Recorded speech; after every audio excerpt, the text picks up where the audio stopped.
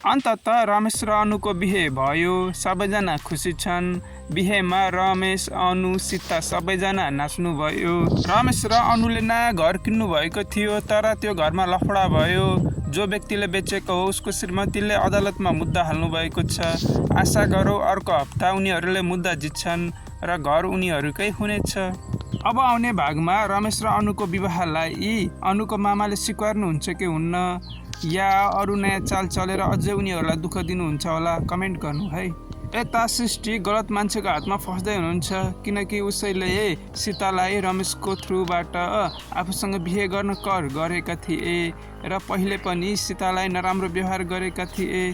के सृष्टि अब उक्त व्यक्तिको हातबाट बस्नुहुन्छ या फस्नुहुन्छ होला? सीताको श्रीमान सहर गएर आफ्नो रक्सी खाने बानी पनि छुटाएर आउनु भएको छ गाउँमा।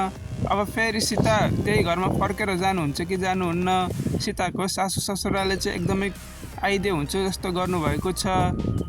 मलाई लाग्छ अब सृष्टि चाँडै नै ठुलो समस्यामा पर्दै हुनुहुन्छ र उक्त समस्याबाट पक्कै पनि सीताले नै बचाउनुहुन्छ होला। सीता फेरि त्यो घरमा फर्केर जानुहुन्छ कि जानुहुन्न, कमेन्ट गर्नु है।